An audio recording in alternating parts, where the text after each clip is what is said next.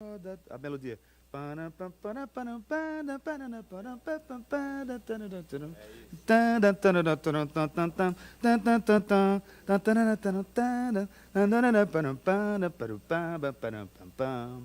Bloco das flores andaluzas, pirilampos, um dia pôs funs e um bloco um dia só. Os corações futuristas, louros de Irampo e os tenórios de Tegipió. A flor da magnólia, lira do charme, sem iguais. A cadandada, se tem bote e um dia de carnaval. Bloco dourado, mas paginadores, o lindo Batuta da Boa Vista e os turunas de São José. Príncipe dos príncipes brilhou, estrela da noite também vingou. E o bloco da saudade assim recorda tudo que passou. É. Eu nem me lembrava que sabia disso. Você viu que a memória seletiva é.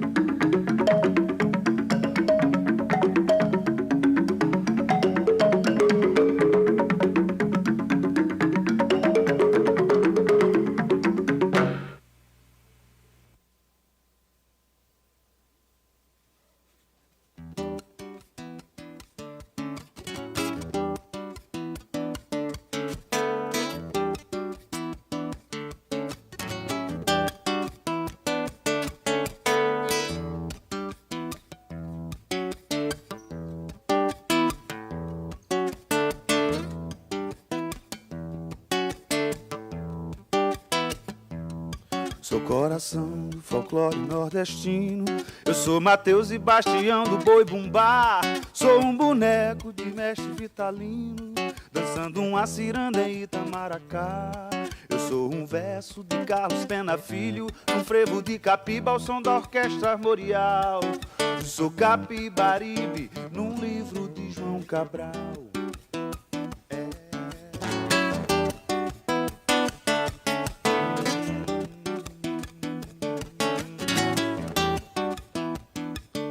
Sou mamulengo de São Bento do Una, vindo num baque solto de um maracatu. Eu sou um alto de Ariano Suassuna, no meio da feira de Caruaru. Sou o Frei Caneca no pastoreio do Faceta, levando a flor da lira pra Nova Jerusalém. E sou Luiz Gonzaga, eu sou do Mangue também. Eu sou mameluco, sou de Casa Forte, sou de Pernambuco, eu sou o Leão do Norte. Eu sou mameluco, sou de Casa Forte, sou de Pernambuco, eu sou o Leão do Norte.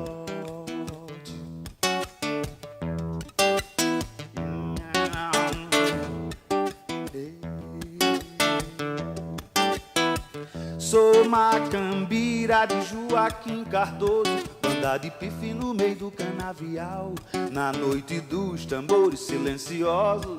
Sou a calunga revelando o carnaval. Sou a folia que desce lá de Olinda, o homem da meia-noite, eu sou puxando esse cordão. E sou jangadeiro na festa de Jaboatão. Eu sou mameluco, sou de Casa Forte, sou de Pernambuco, eu sou o Leão do Norte. Eu sou mameluco, eu sou de Casa Forte, sou de Pernambuco, eu sou o Leão do Norte. Eu sou mameluco, sou de Casa Forte, sou de Pernambuco, eu sou o Leão do Norte. Eu sou mameluco, sou de Casa Forte, sou de Pernambuco, sou o Leão do Norte.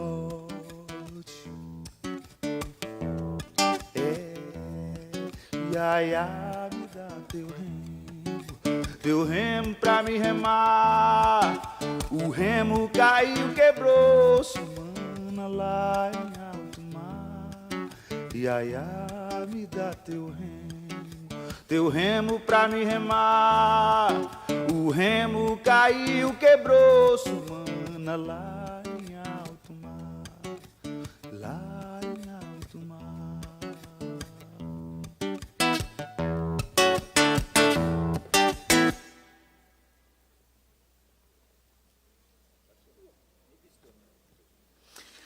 Oswaldo Lenine Macedo Pimentel, vulgo Lenine.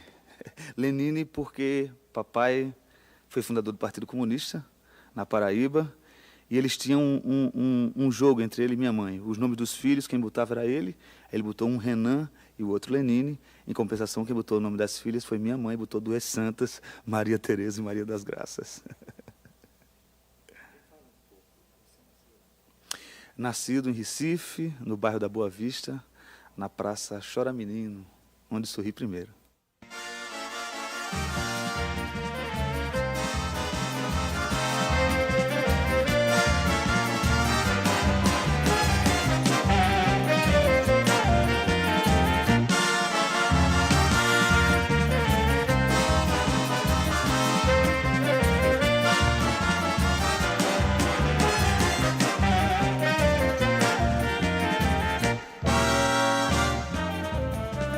E me lembro do medo na época do carnaval, na época do maracatu de baque solto. Baque virado não, mas os guerreiros de lança do maracatu de baque solto me provocavam muito medo. Eu me lembro muito, quando eu ouvia o som do chocalho, eu corria para debaixo da cama. Eu me lembro novinho isso. Isso me marcou profundamente.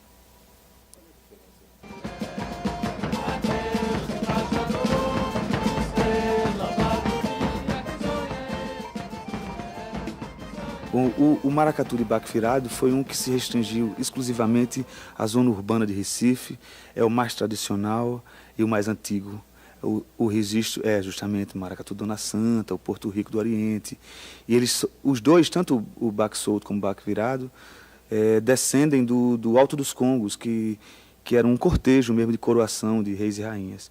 No caso do ciclo da cana, quando houve o ciclo da cana, teve um êxodo muito grande urbano para o rural, e nessa houve uma antropofagia mesmo, né? Lembrando 22.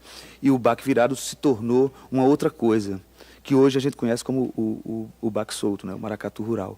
Que a orquestração é completamente diferente, é insólita mesmo, a polirritmia é diferente, já está incorporado aí os instrumentos quentes, ou um clarinete, ou um pistão, sempre propondo uma melodia.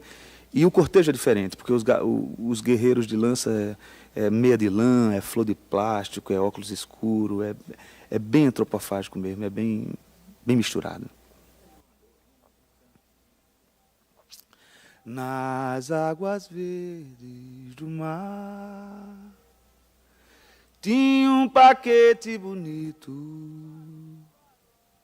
Quando o farol deu sinal e eu avistei Porto Rico nas águas verdes do mar. Tinha um paquete bonito. Quando o farol deu sinal e eu avistei Porto Rico nas águas verdes do mar. Além do medo desse maracatu, que é uma coisa que eu me lembro muito, tinha a informação cultural que eu recebi quase que inconsciente, uma informação subliminar que veio dos meus pais, basicamente. Daí eu conhecer tão profundamente a obra do Jackson do Pandeiro, a obra do Luiz Gonzaga, a obra do Miltinho, que meu pai ouvia muito, era fã. Eu me lembro ele dizendo que Jackson do Pandeiro e Miltinho eram os dois maiores percussionistas de boca que ele já ouviu na face da terra. E, de certa maneira, o meu universo sonoro, eu acho que transita muito nessa carga de informação que eu recebi deles. Olha que eu vi um caboclo beijeiro tocando a sanfona e eu entrei no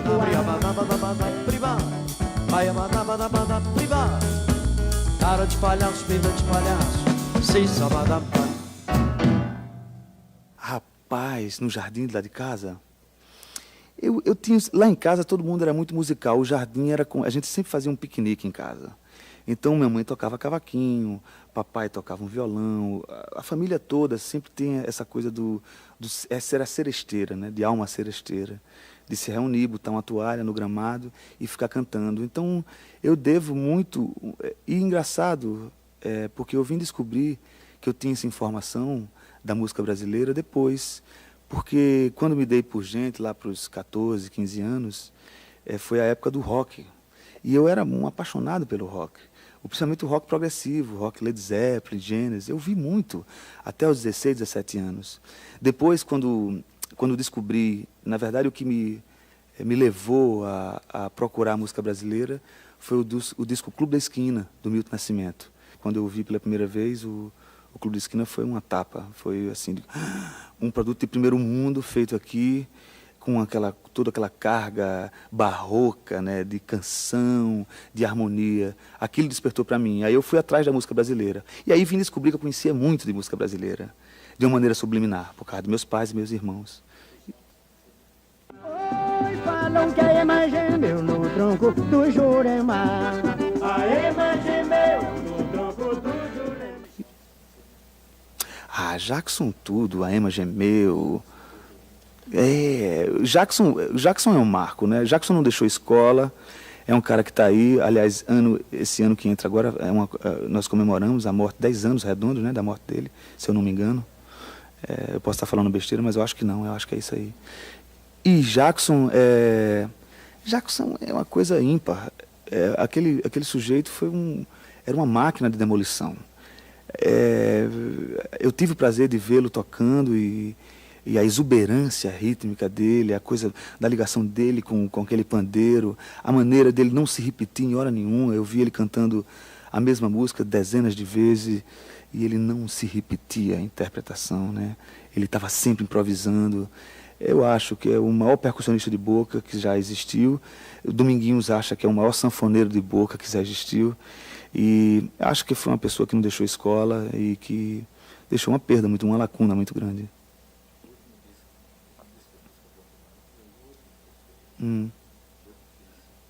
E João do Vale, outra figura marcante, né?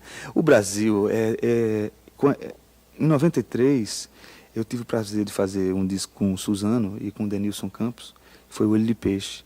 Esse disco funcionou para a gente quase como um passaporte para o mundo. A gente viajou bastante e eu tive a possibilidade de sair do Brasil e tocar em outros lugares. E para mim só foi muito interessante constatar que no resto do mundo não teve essa promiscuidade racial que tem no Brasil. Lá existe o gueto dos pretos, o gueto dos brancos, o gueto dos índios, os guetos dos árabes, ninguém se mistura. Aqui o português comeu a índia, o negão comeu a holandesa, rolou um bunda-lelê racial que deu nessa cultura, nessa exuberância cultural que é esse país. É algo inacreditável, Gilberto Freire, Darcy Ribeiro já falou com tanta propriedade sobre isso, né? Eu me lembro da Darcy Ribeiro dizendo, vão, rapazes, moças, vão, trepem bastante, esse é o futuro dessa nação. Eu acho, sim, acho que a exuberância cultural desse país deve-se muito a essa miscelânea cultural e esse bunda-lelê racial que a gente viveu e que a gente vive aqui no Brasil.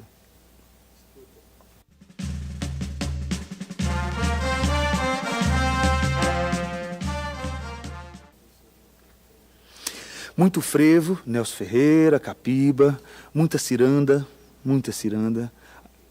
Capiba eu faço na verdade, eu tenho uma canção no último disco, no dia em que faremos contatos, que eu faço uma homenagem a 4 gerações de grandes criadores pernambucanos. É a maneira que eu achei de revelar isso. É algo que eu acho que está tão claro, as pessoas conhecem. Mas reverenciar, mais do que revelar, reverenciar esses 4 grandes criadores. O Luiz Bandeira, com o Voltei Recife, o Frevo Ciranda, desculpe, que é do Capiba, o Sol e Chuva, do Alceu Valença, e o Rios, Pontes e Overdrive, já da geração mais nova, do Chico Sainz, do Fred 04. Então vou mostrar aqui, ó.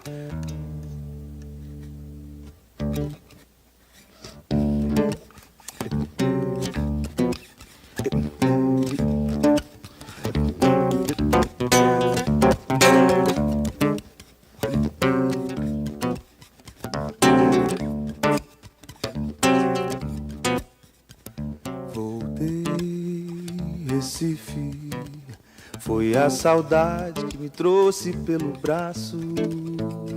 Quero ver novamente vassouras na rua abafando, tomar umas e outras e cair no passo.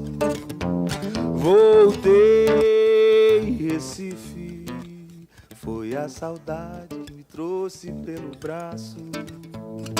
Quero ver novamente vassouras na rua abafando, tomar umas e outras e cair no passo.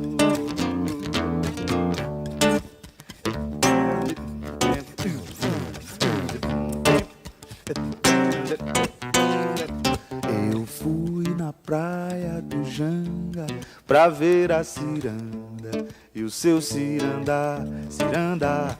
O mar estava tão belo que um peixe amarelo eu vi navegar, navegar. Não era peixe, não era Iemanjá, rainha dançando a ciranda, ciranda no meio do mar, ciranda. Não era peixe, não era Iemanjá, rainha dançando a ciranda, ciranda no meio do mar.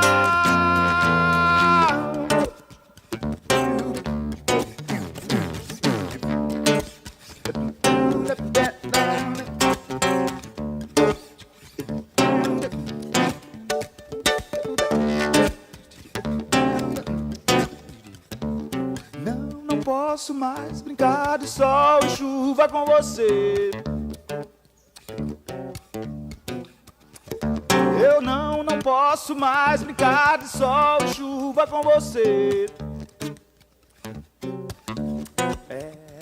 Eu disse para o seu dedo, eu tenho um dedal. Pro seu conselho, cara de pau, eu tenho dezembro e tenho janeiro. E se não me engano, tenho fevereiro. E se essa vida é um desmantelo, me mate, que eu sou muito vivo. Vivo, vivo, vivo.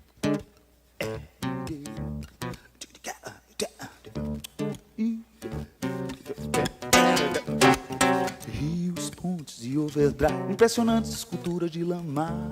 Mangue, mangue, mangue, mangue, mangue, mangue, mangue. Rios, pontes e overdrive, impressionantes esculturas de lama. Mangue, mangue, mangue, mangue, mangue, mangue, mangue. Rios, pontes e overdrive, impressionantes esculturas de lama. Mangue, mangue, mangue, mangue, mangue, mangue, mangue. Rios, pontes e overdrive, impressionantes esculturas de lama. Mangue, mangue, mangue, mangue, mangue, mangue, mangue. Voltei, Recife, foi a saudade que me trouxe pelo braço.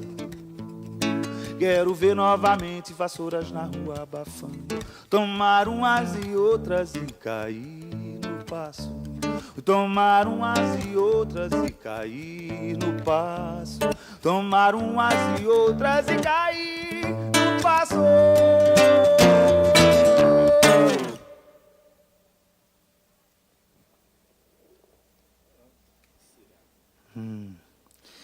Ciranda. Ciranda tem essa coisa...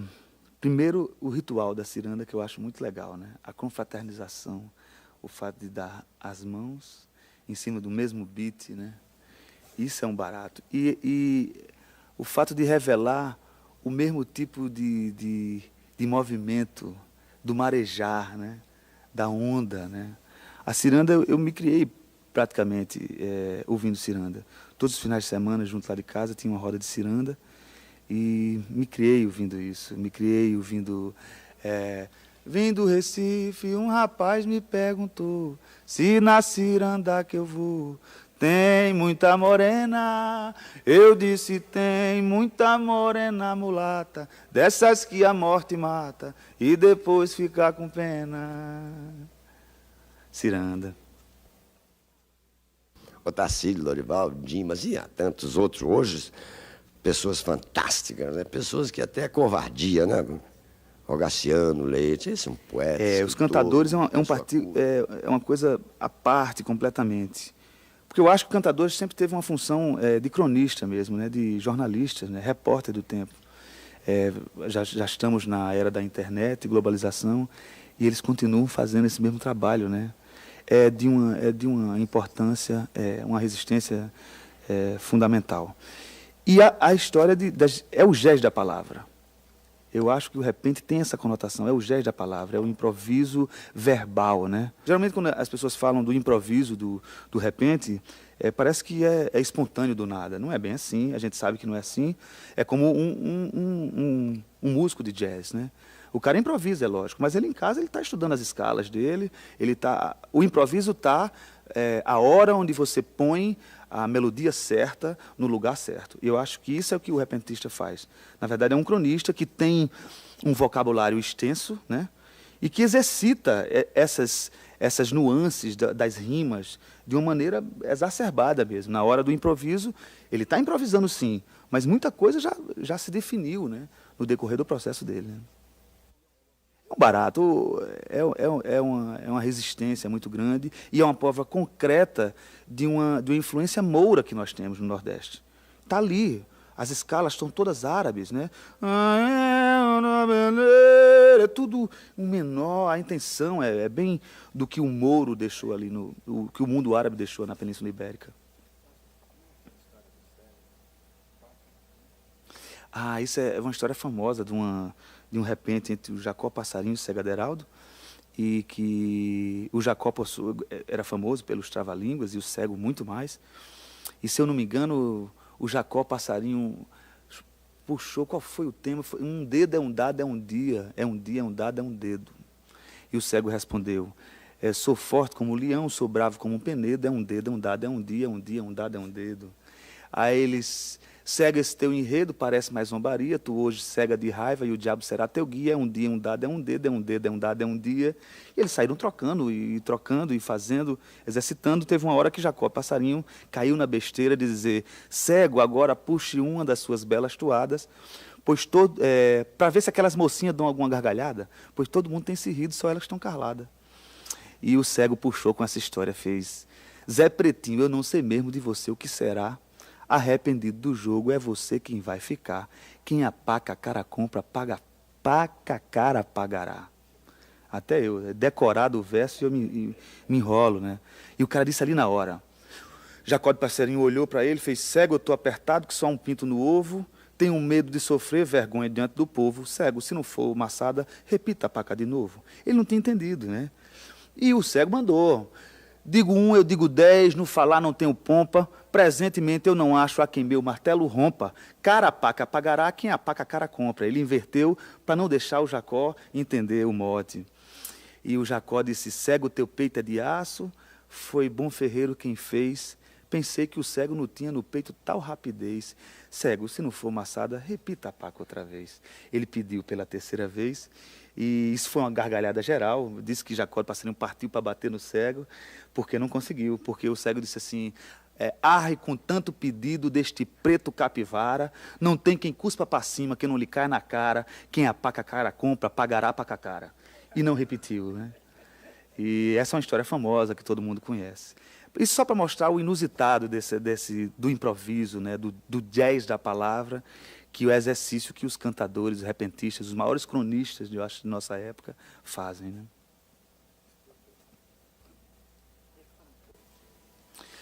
Olha, rapaz, na infância eu me lembro primeiro das goiabeiras, dos vizinhos para roubar. A fruta roubada tem sempre outro sabor, né?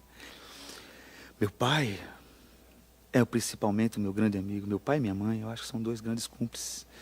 Eu tenho muitos camaradas, eu tenho muitos cúmplices, o fato de quando eu subo no palco, na verdade eu vou imbuído de muita verdade, porque eu não estou ali sozinho.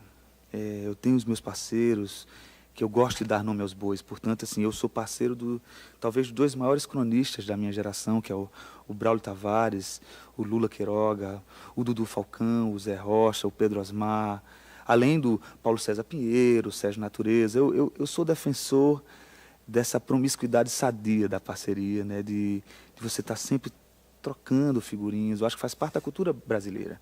Você vê que no esporte, pela primeira vez no esporte individual, a gente tem um ídolo, que é o Guga. Mas a nossa tradição é de esporte de equipe. Que é a tabelinha, a troca de informação e tal. Eu gosto dessa parceria. É algo que... Eu trabalho muito sozinho, mas eu prefiro a parceria. E eu tenho essa felicidade de ter nos meus parceiros, meus grandes amigos, né? Isso é uma felicidade. Perdão. Profissionalmente, como eu já falei, a família sempre teve uma ligação muito forte com a música. Mas profissionalmente foi um evento, MPB Shell. Na década de 80, eu estudava engenharia química, eu tranquei a faculdade, teoricamente era por 6 meses, já fazem 17 anos, não terminei o curso.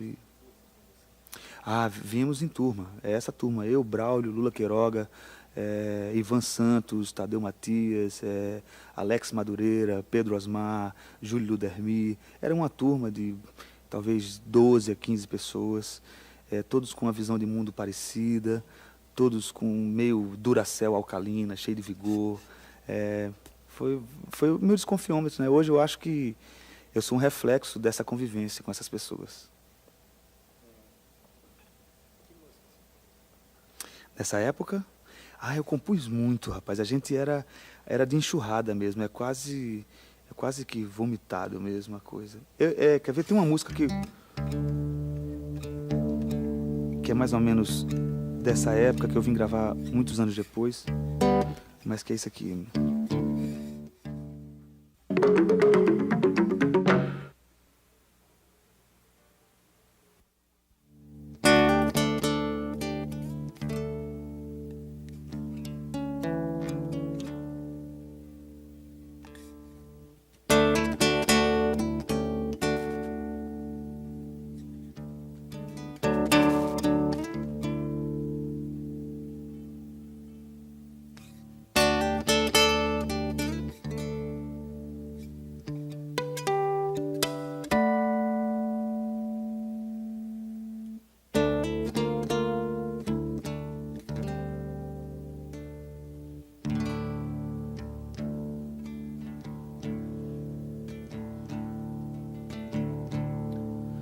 Eu sou aquele navio no mar sem rumo e sem dom.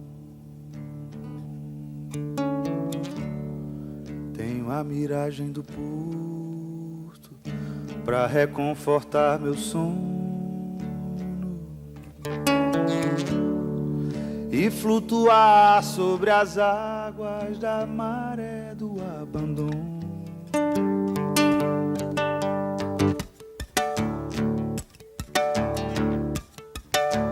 E lá no mar eu vi uma maravilha, vi o rosto de uma ilha numa noite de luar. Eita luar, lumiou o meu navio. Quem vai lá no mar bravio não sabe o que vai achar.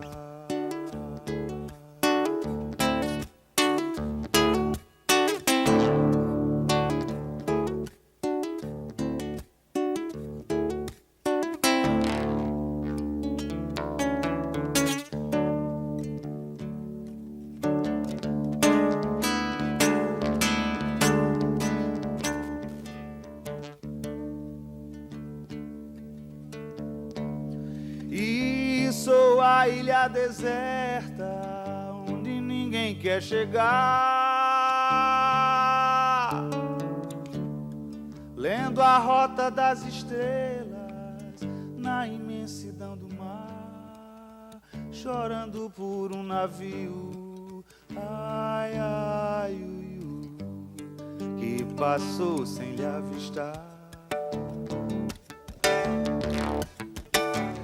E lá no mar eu vi uma maravilha, vi o rosto de uma ilha numa noite de luar.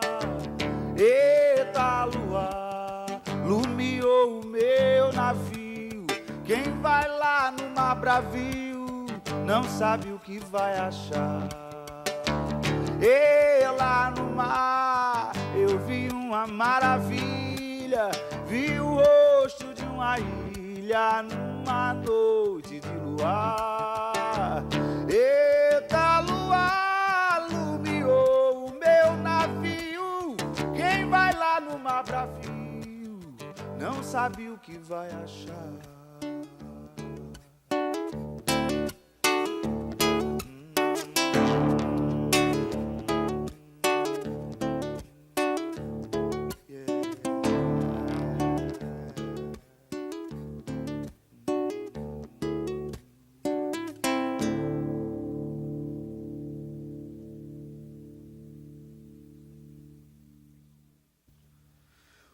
O primeiro disco gravado foi em 83,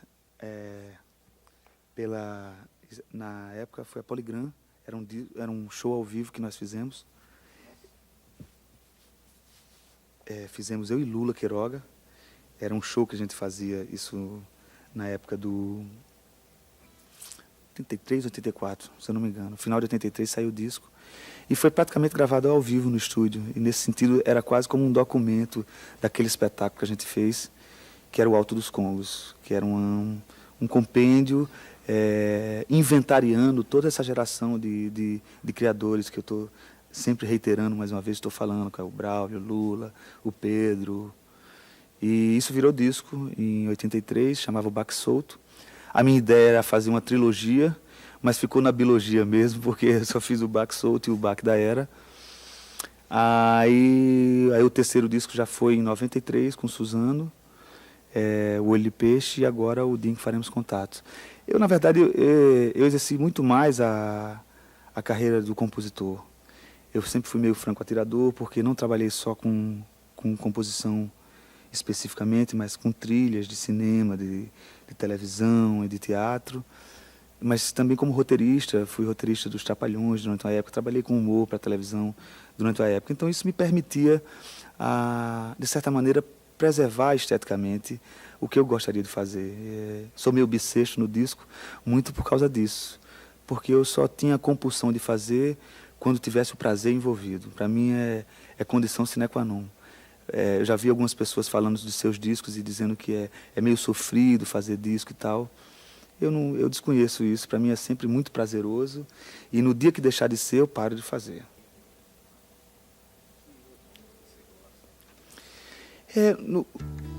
Essa Miragem do Porto, é do Olho de Peixe também. Tem uma canção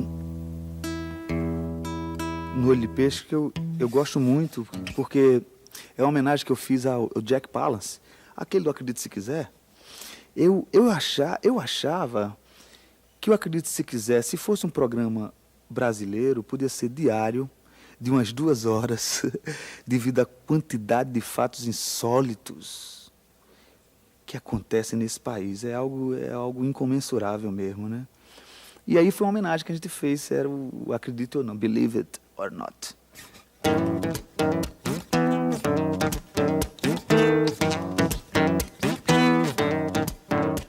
Deu raposa na cabeça, deu bicho no pé do samba, e deu federa na muamba, deu surfista na central, e deu entulho no canal e no jornal. Deu a notícia que no cofre da polícia muita prova se escondeu.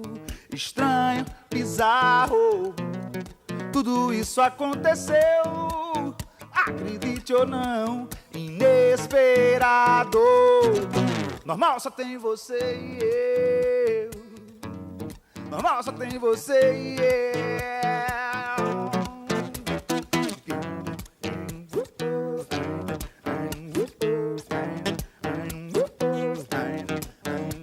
e metaleiro no maraca, japonês na apoteose, caretice no panaca e overdose no esperto, tempestade no deserto, maremoto na piscina, e fifi na Palestina, bang bang no borel. Estranho, bizarro, tudo isso aconteceu. Acredite ou não, inesperado. Normal só tem você e eu. Normal só tem você e eu.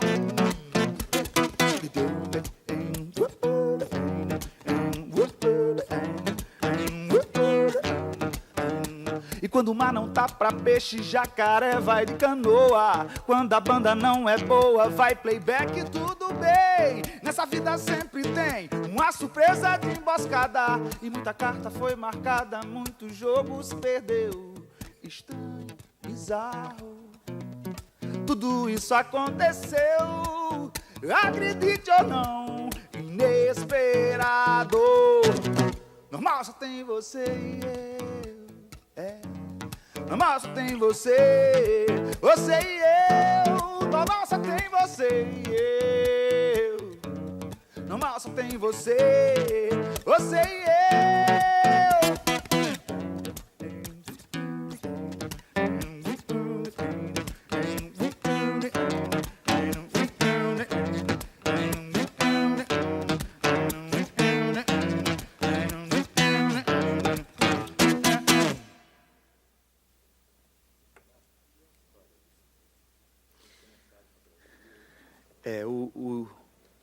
O dia em que faremos contato foi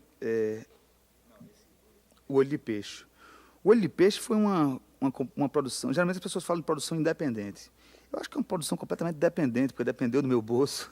E se não fosse a grana investida minha, do Suzano e do Denilson, a gente não tinha feito. E foi uma realização de um sonho, porque se concretizou um processo que eu já vinha desenvolvendo como compositor e que chegou no intérprete.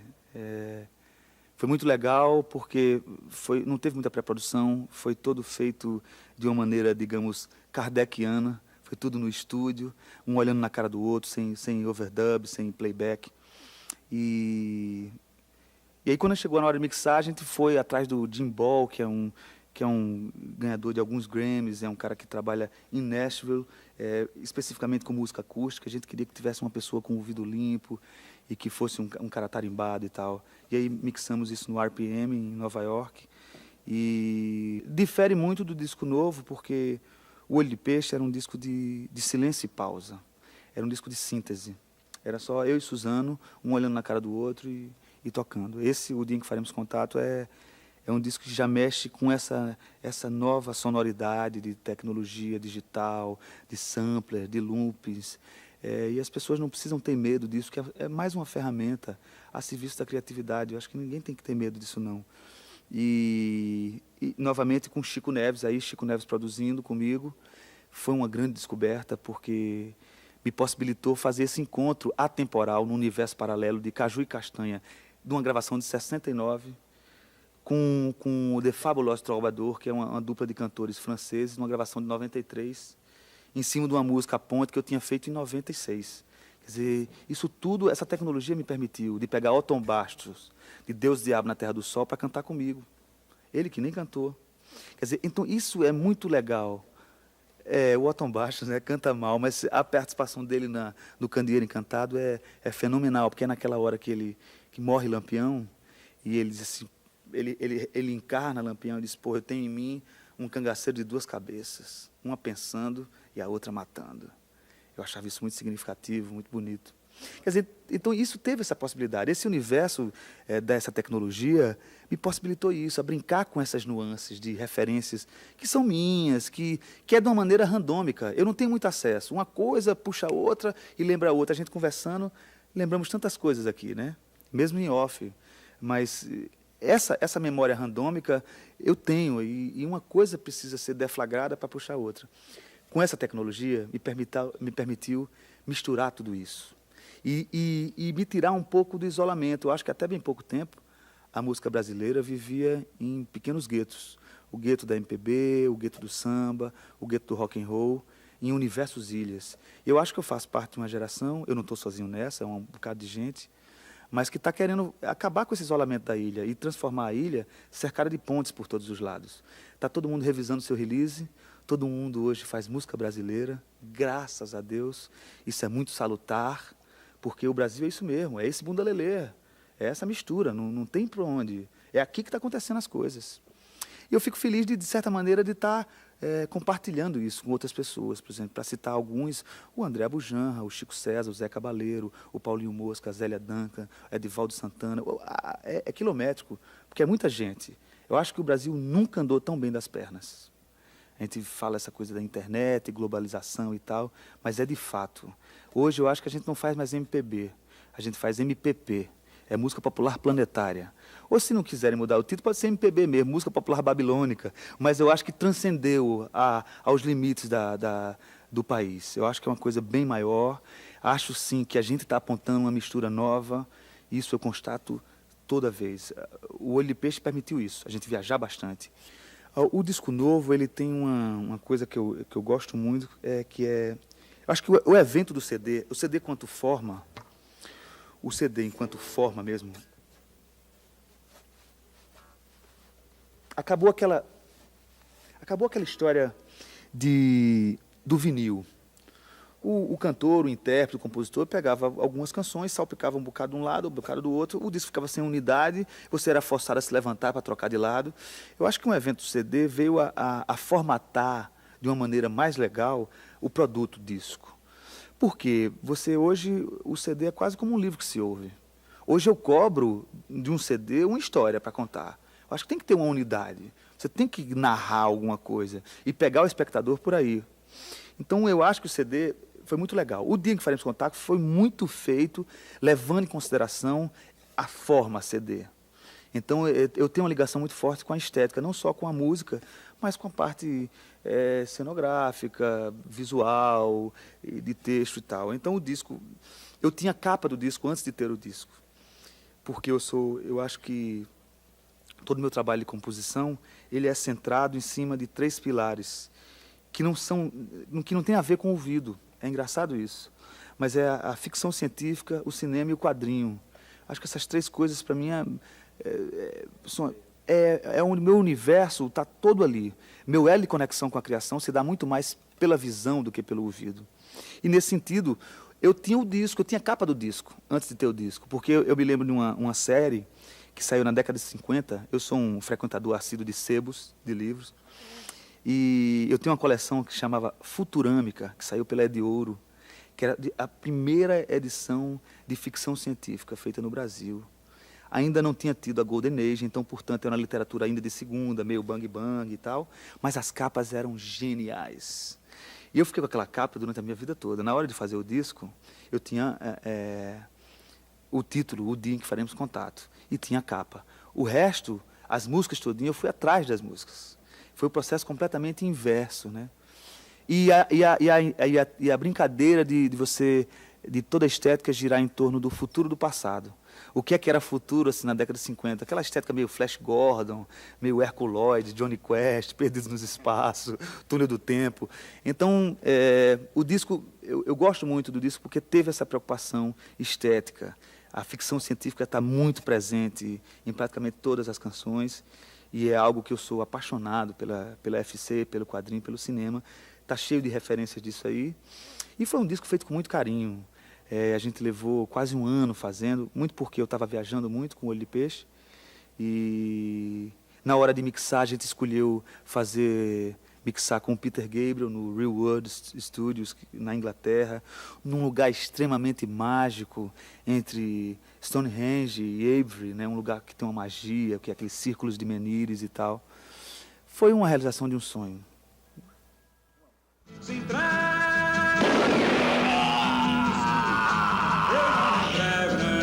Dia em que Faremos Contato tem uma canção que eu gosto muito, que foi essa possibilidade de cantar com Otton Bastos, pelo menos 25 anos mais novo. Chama-se Candeeiro Encantado e é outra parceria com Paulo César Pinheiro. Ai, ai, oh,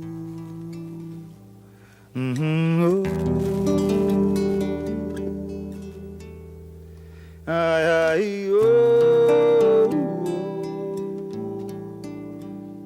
ai, ai,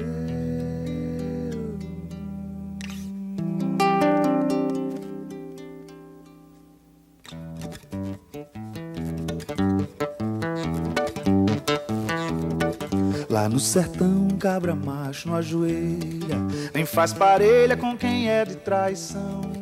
Puxa o facão, risca o chão que sai centelha, porque tem vez que só mesmo a lei do cão é lampa, é lampa, é lampa, é lampião. Meu candeeiro encantado, meu candeeiro encantado. Enquanto a faca não sai toda vermelha, a cabroeira não dá sossego não, e vira bustre pra cor no corta-orelha, que nem já fez virgulino capitão. É lampa, é lampa, é lampa, é lampião. Meu candeeiro encantado, meu candeeiro encantado. Já foi-se o tempo do fuzil papa amarelo pra se bater com o poder lá do sertão. Mas Lampião disse que contra o flagelo tem que lutar com parabelo na mão. É lampa, é lampa, é lampa, é lampião. Meu candeeiro encantado, meu candeeiro encantado, meu candeeiro encantado.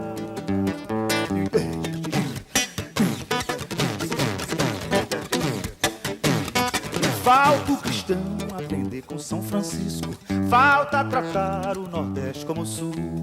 Falta outra vez Lampião, trovão, curisco, falta feijão em vez de mandar caro. Falei, falta a nação acender seu candeeiro, faltam chegar mais Gonzagas lá de Exu. Falta o Brasil de Jackson do pandeiro, maculelê, carimbó, maracatu. É lampa, é lampa, é lampa, é lampião. Meu candeeiro encantado, meu candeeiro encantado, meu candeeiro encantado.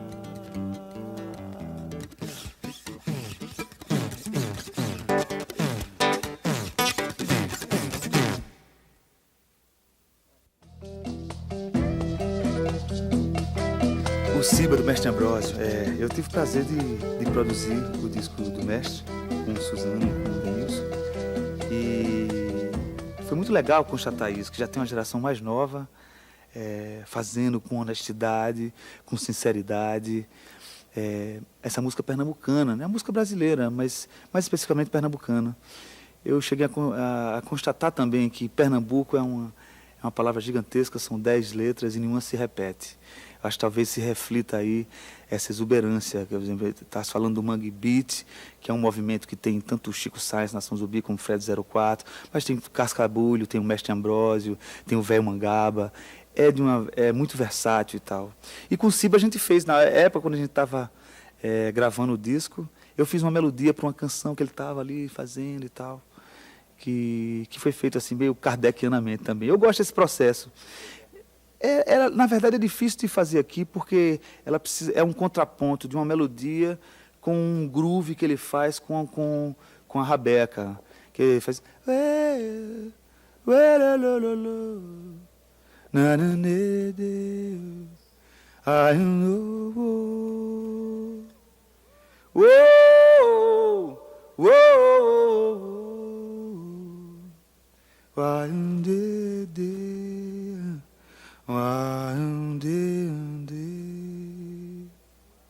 que tem a ver com esse universo mouro, né? Meio árabe, né?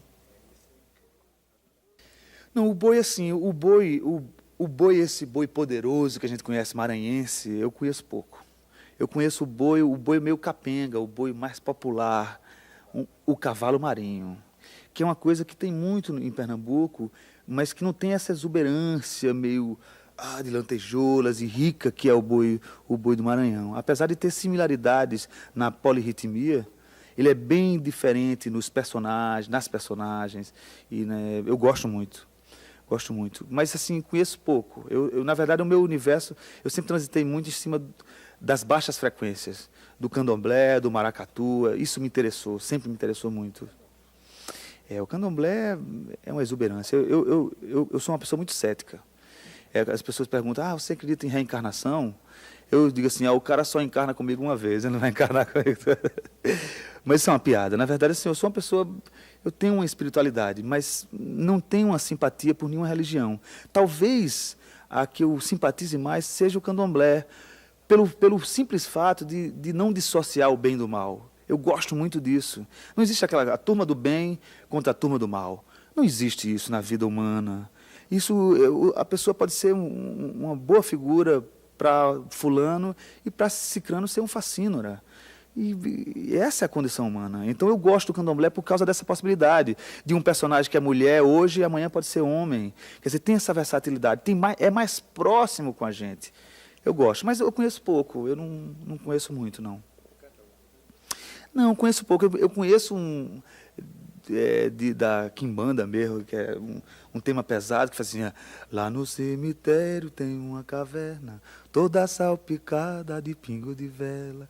Lá no cemitério tem uma caverna, toda salpicada de pingo de vela. Quem é eu, meu pai? Quem é eu, meu pai? Oi, será o Molum que mora nela. Eu acho isso tão bonito, muito bonito. As melodias são muito bonitas, né? Eu acho que tem vasos comunicantes entre o candomblé, o afoxé, o maracatu. Eles todos têm uma intenção melódica triste. Qual o Dom Sebastião? Aquele mito nosso lá?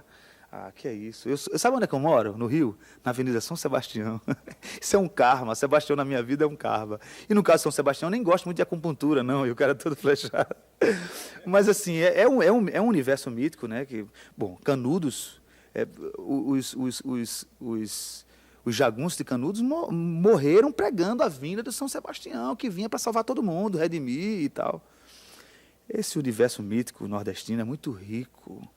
É de uma sapiência, de uma sabedoria. Certa vez, isso me fez lembrar uma história do Severo, sabe o Severo Sanfoneiro? Certa vez, Severo sempre ficava falando da Paraíba, porque eu adoro a Paraíba, e ia já morando no Rio há muitos anos. E não, porque a Paraíba, a Elba chegou para ele e disse assim, cara, tu mora no Rio de Janeiro, fica falando Paraíba, volta para Paraíba. Aí ele parou, olhou para ela e fez, Elba, a Paraíba é como se fosse minha mãe. O Rio de Janeiro é como se fosse minha mulher. Tu tá pedindo para eu deixar minha mulher para voltar a morar com minha mãe. Eu acho essa sabedoria ingênua é muito legal.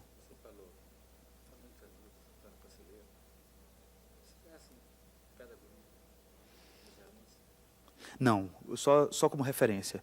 Para mim, eu conheço outra pedra, a Pedra do Reino, do Suassuna, que foi um marco para mim, porque mudou para mim uma série de coisas, de conceito, do que era cultura, do que era literatura. E no Dom Sebastião. Tem uma canção que faz bem, eu acho que a tradição, faz parte dessa linha evolutiva da canção brasileira. Chama-se Distantes Demais e é uma parceria com o Dudu Falcão, que é assim, ó.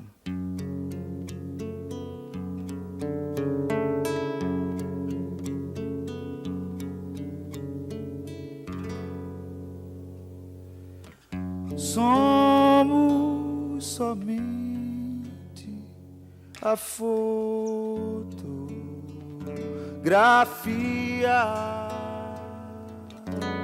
dois navegantes perdidos do cais, distantes demais.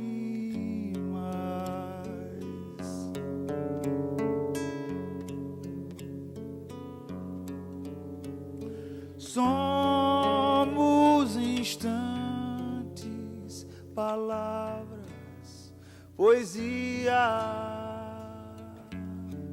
dois delirantes ficando reais, distantes demais. Noites de sol, loucos de amar, quem poderia nos alcançar? Eu e você,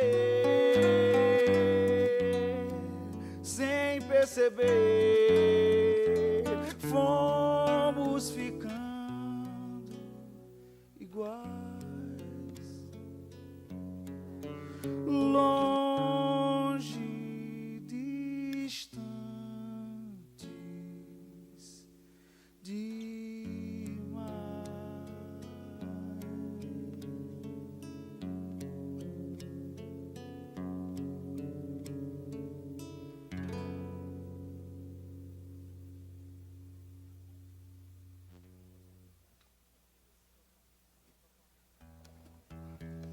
tocar uma canção que é uma homenagem que eu faço mais uma vez a Jackson do Pandeiro, que é essa pessoa ímpar, que apesar de não tido a possibilidade de realizar o sonho de conhecê-lo, sou um fã incondicional, é uma das pessoas que, para mim, eu miro como exemplo, como músico que foi, como compositor que foi e pelo vigor que era. É uma canção que eu fiz e a Fernanda Abreu gravou, que foi uma felicidade muito grande, porque a Fernanda, que veio na tradição da soul, dance music, né, cantando Jackson, né, foi uma realização mesmo. E ela fez com muita propriedade. A música chama-se Jack Sou Brasileiro.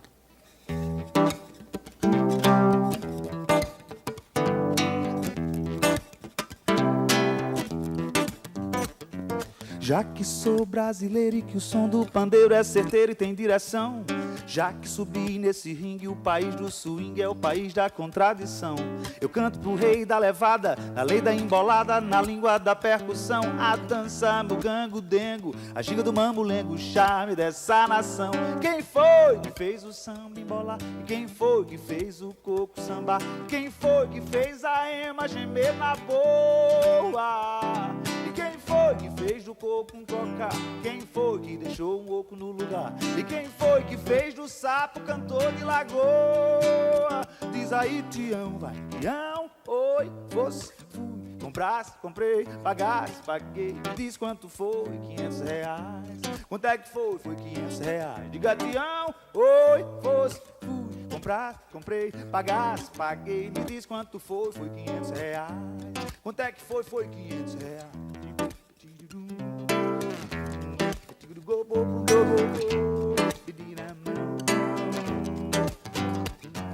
Já que sou brasileiro, do tempero, do batuque, do truque, do picadeiro e do pandeiro e do repique, do pique, do funk rock, do toque, da platinela, do samba na passarela dessa alma brasileira, despencando da ladeira na zoeira da banguela.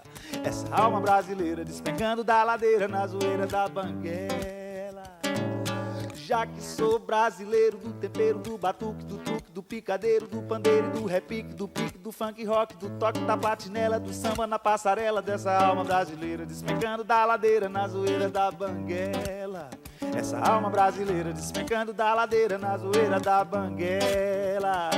E quem foi que fez o samba embolar? E quem foi que fez o coco sambar? Quem foi que fez a ema gemer na boa? E quem foi que fez do coco um cocar? E quem foi que deixou um oco no lugar? E quem foi que fez do sapo cantor de lagoa?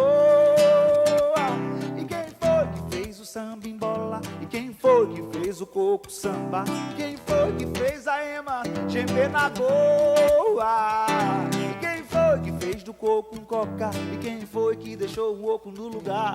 Quem foi que fez o sapo cantor de lagoa? Diz aí, Tião, vai, Tião, oi, você, fui, comprasse, comprei, pagasse, paguei. Me diz quanto foi, R$500. Me diz quanto é que foi, R$500. Diga, Tião, oi, você, fui, comprasse, comprei e pagasse, paguei. Me diz quanto foi, R$500. Quanto é que foi, foi R$500.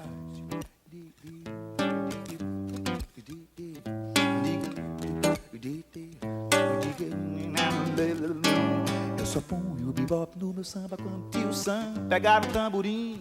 Quando ele pegar no pandeiro e no zabumba, quando ele entender que o samba não é rumba, aí eu vou misturar Miami com Copacabana, chiclete eu misturo com banana. E o meu samba, e o meu samba, e o meu samba vai ficar assim, A imagem meu, a imagem meu, a imagem meu, a imagem meu, a imagem meu, a imagem